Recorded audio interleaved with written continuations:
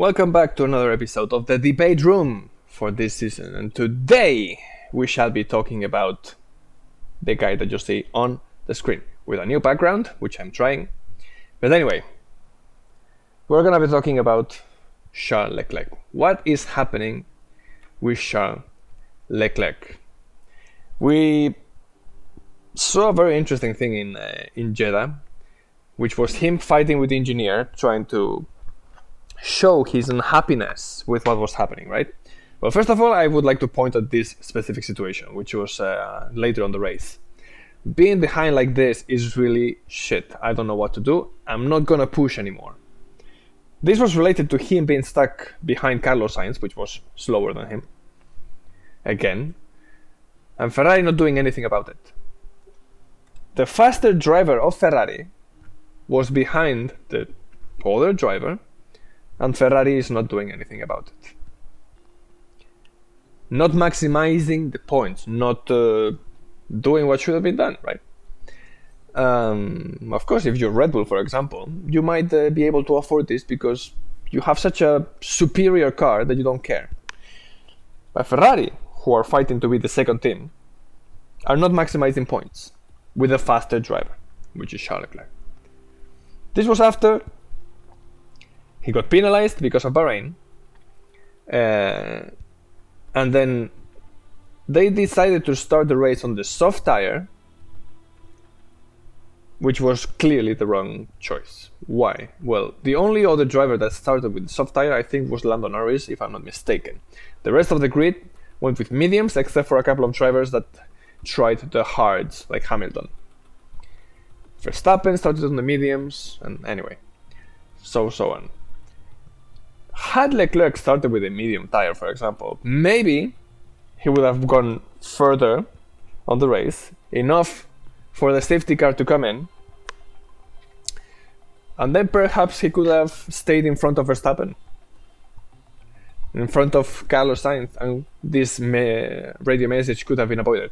But this is not only the one reason. There was another one as well. When the safety car came in and both Ferraris were pitted, they told him to push to the safety car line to try to overtake Hamilton, but it was too late.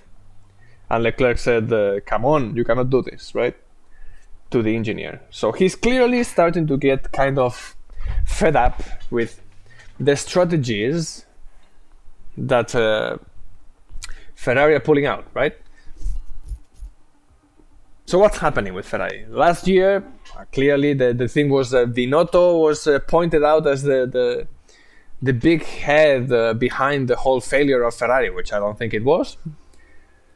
His management style, I will not say anything, but the race strategies and everything are not decided by Binotto. So getting rid of Binotto resigning is not solving the problem. The problem is still there, even if Vasseur is there, Frederic Vasseur. If they don't move the key people out of the way, the key people who are creating the problem, which is, in this case at least, the strategists of Ferrari. Ross Brown, for example, I don't think they will have done this, but anyway. So what's happening with Ferrari? Is Leclerc getting tired of Ferrari? Or is Ferrari getting tired of Leclerc? I don't think so, but anyway, I mean, Ferrari's case. Leclerc getting tired of Ferrari, I believe it more. I believe it more because of what was happening last year and what is happening this year. Like, the year started not as good as they expected, and they are making many mistakes. Many mistakes that Leclerc has a patience, right? Let's check, for example, what happened last year. In Barcelona, he was leading quite comfortably. And there was a mechanical failure that left him with 0 points. 0 points? Well, at that point, at least, the championship was still being fought, right? Red Bull had a mechanical failure with Verstappen and Perez in Bahrain in the first race. So they had a couple of issues as well, but they didn't have any more. So it was Ferrari's turn. Okay, 0 points. Monaco, he had a pole position. The race started in rainy conditions, and then it was transitioning into dry, right?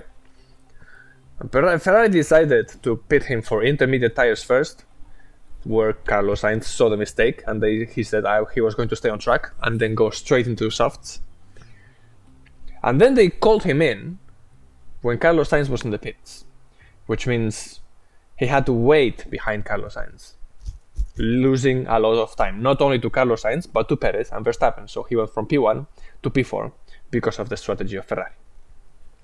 Strategy, by the way, which the strategists that are on the pit wall should have more information than the driver itself. And if Carlos Sainz was able to see that, the strategists of Ferrari should have been able to see it as well. Then we have Baku, which happened the same thing as Barcelona. He was leading, he had a mechanical failure, so did Carlos Sainz. But this didn't only bring problems for Baku, also for Canada, where he got penalized with grid positions, meaning he could not fight for the victory of the Grand Prix. And overtaking in Canada is not so easy. And then we go to Silverstone. I think Silverstone was one of the biggest things that started to mess the relationship between Leclerc and Ferrari. The qualifying was under rainy conditions, and Carlos Sainz got the pole position, right? In the race, which was on dry conditions, Leclerc was clearly faster than Carlos Sainz. He asked to pass Carlos Sainz because being stuck behind was not the best thing. For starters, you will destroy the tires, and second, Hamilton was coming from behind faster than both of them. Faster than both of them because Leclerc was stuck behind Carlos Sainz. He was gaining time, or reducing time, or getting closer, right? Leclerc asked to pass Carlos Sainz, and Ferrari told Carlos Sainz, if you don't get faster, you will have to give position to Leclerc. They lost like 5 or 10 laps like this. 5 or 10 laps. Do you think like if like Schumacher and Barrichello were like this, they will tell Barrichello push or let Schumacher by, or they will just tell get out of the way, Schumacher is coming, right? Because I think it's a similar thing. I mean, Leclerc is not Schumacher, of course, but Leclerc is the faster driver of the two, right? Carlos Sainz is not the faster driver. He can be fast maybe in 1 or 2 Grand Prix, but Leclerc is clearly the faster driver of both. And in this race, he was much faster than Carlos Sainz. They let him stay in front to try to be faster and lost like 5 or 10 laps, allowing Hamilton to get closer to both of them, by the way.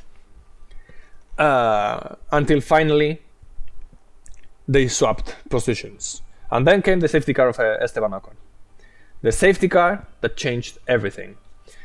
According to Ferrari's philosophy, apparently, which is apparently new, I don't think Schumacher would have allowed this. The car that is leading the Grand Prix, which is Leclerc in this case, is going to be left on track, and the other car will be sacrificed with something like daring, let's say, right?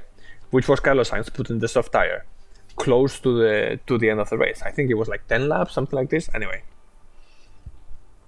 Leclerc had a hard tire already used for many laps.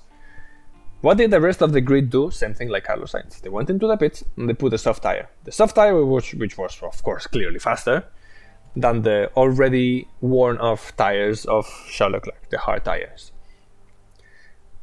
Ferrari gave the instruction to Sainz: stay behind Leclerc, give him 10 car spaces when the safety car is off, so he can try to warm up the tires and win the Grand Prix, because he is the leader, right? He should win the Grand Prix. What did Carlos Sainz do? He disobeyed the order and attacked Charles Leclerc at the first option he could.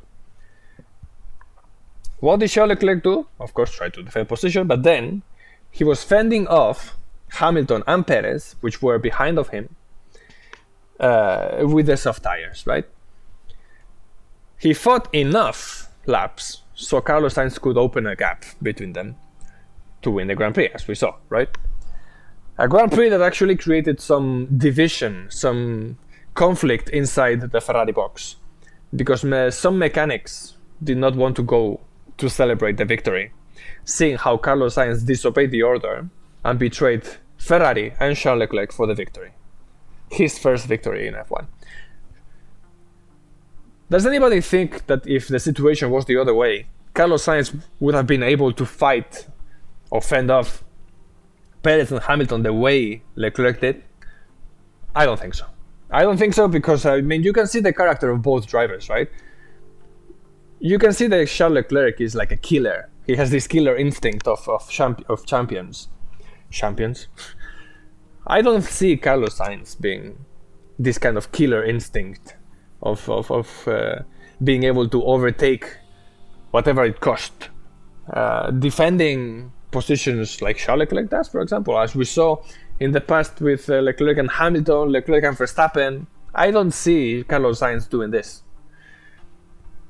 So thanks to Leclerc's defense, a driver which Sainz betrayed, there was a division in Ferrari, and many drivers were instructed by Binotto to go to the podium when they didn't want to go. So you can already see what was happening, and we already remember that picture of Binotto pointing with the finger to Leclerc, which he then said he was telling him, "You did a very good job. You cannot stay sad, blah blah blah." Does anybody think that if a boss is telling you, "You are a very good blah blah blah," they will be with that kind of expression and pointing at the driver, holding him like that? I don't think so. But anyway, who knows? Only two people know what really happened in that conversation: Leclerc and Binotto, and nobody's gonna say what happened. So I think this race was one of the first things that already started to mess with Leclerc and Ferrari, right? You have Hungary once again, where he was leading. I don't know if he was gonna be able to win the Grand Prix. But Ferrari decided to put a hard tire on Leclerc at some point of the race, seeing that the drivers that were on track with the hard tire were not working, were not going fast, they are actually slow. They decided to put the hard tire, which was clearly the wrong decision. And of course he lost many positions because he didn't have pace, he didn't have temperature. Again, bad strategy that saw Leclerc losing many places. Then we have Spa, where he got penalized once again, and so on. And now we get to this year. I mean, those were some of the cases. I don't know if there were more or not, but anyway. We come to this year. This year where you can see that Bahrain started with a mechanical failure where he was in third position. I don't know if he was going to be able to fight Alonso or not, but we will never know. And then there was a penalization. Right, he got penalized because of changing the ECU, was it? ECU? Anyway. And then in Jeddah we have the sleeping engineer, which I called, which it was because what I told about Hamilton, fighting Hamilton to the safety car line to try to stay in front of him, which they told him really, really late, where he was not able to do anything about it anymore. The bad tire strategy, putting him the soft tire, which was not the correct choice at all. And then you have stuck behind Sainz with nothing being done about it. So let's see how the season develops. But the prodigal son, right? The rising star, the messiah of Ferrari, who was raised through the ranks as a Ferrari Academy driver, winning everything he had. The new hope of the new world title that has been waiting so long since Kimi Raikkonen. Is it gonna be leaving Ferrari? What's the future like? I mean, how long is Leclerc going to stand this, right? How long is his patience gonna withstand the mistakes, the errors, the nonsense that Ferrari is having on the table for him? I mean, for him because, like I said before, Red Bull, for example, has a clearly marked number one status driver, right? Perez can say whatever he wants, he's the number two driver, and Red Bull will sacrifice him, as we saw in 2022. Perhaps not this year, because they have such a clearly superior car that they can allow both drivers to fight. When they know that Max Verstappen is gonna win races and is gonna win the title anyway. If you want to fight a team like that that has a clear number one, you need to have a number one driver and maximize all your resources to that driver specifically, which in this case is Charles Leclerc. Charles Leclerc is the fastest driver of the two. But Ferrari keeps having both drivers as an equal, let's say, right? We saw in Bahrain that Leclerc was, I will say humiliating because he was humiliating Carlos Sainz. I mean, the distance between Verstappen and Leclerc was the same as the distance between Leclerc and Carlos Sainz, which is humiliating with the same car. And Verstappen, Leclerc was kind of confident that he was maintaining the pace and everything. Something similar to Jeddah, where Sainz got into the pits before Leclerc did, and Sainz was in the medium tire, and Leclerc was behind Carlos Sainz already. So Sainz started 4th, Leclerc started 12th, right? That's half of the grid almost behind. He had to overtake everybody between them, and he was already behind Carlos Sainz. And he was in the pits after Carlos Sainz. And still they kept him behind. So you have the faster driver behind the slower driver, and nothing is being done about it. Of course, Carlos Sainz is in front of in the championship because of what happened in Bahrain, but still, right? Leclerc is supposed to be brought to Ferrari. Ferrari invested a lot of resources in him because he is supposed to be the chosen one to be the world champion with Ferrari, to bring back the glory to Ferrari. If Ferrari are not giving him this, are not giving him the resources, and I mean the resources with the good car, which this year, of course, it doesn't have, the good car, the good engineers, the good strategies. Of course, he has a driver, Carlos Sainz, which is not slow. It's not as fast as him. It's not slow, but he's pushing Leclerc to try to be faster, better. But I mean, the strategies that they are giving him, the reliability issues, and all these things. How long is his patience gonna take to stay there? If he's, I mean, I'm kind of clear that Leclerc is kind of loyal to Ferrari, and he wishes to win the championship with Ferrari at all costs. Let's say, okay. His will is to win with Ferrari. Ferrari gave him everything. He wants to pay back to Ferrari and win with Ferrari. How glamorous is it to be able to win with the most famous team of F1, the most glorified team, let's say, right? Because it is. Ferrari has been in F1. It's the only team that has been in F1 since the beginning. Winning with them is something that very few drivers ever did, right? You have Raikkonen, you have Schumacher, you have Scheckter, you have Lauda, right? Big names. If you win with them, your name is supposed to be there, right? But Sebastian Vettel was not able to do it. Fernando Alonso was not able to do it. I'm not going to say about Massa because I don't think he was one of those superstars, right? But anyway, you don't have Alain Prost, Nigel Mansell. These drivers, high caliber drivers, were not able to win with Ferrari. They tried, of course, but what's going to happen with Leclerc? And this is what I think is going to happen. I think Leclerc, if he sees that Ferrari is not moving in the direction they should, his patience is gonna run thin. It's gonna run thin, and perhaps at that lower point, another team might try to take him. Another team, I'm talking about, for example, Mercedes. Mercedes has a driver, which is Hamilton, that is close to a retiring age, let's say, right? Close to the 40s. You have Alonso, yes, of course, but it's a special case. And I already made a video the other day that Hamilton was not happy in Mercedes. Mercedes are not listening to him, let's say, right? They are not going in the direction he wants.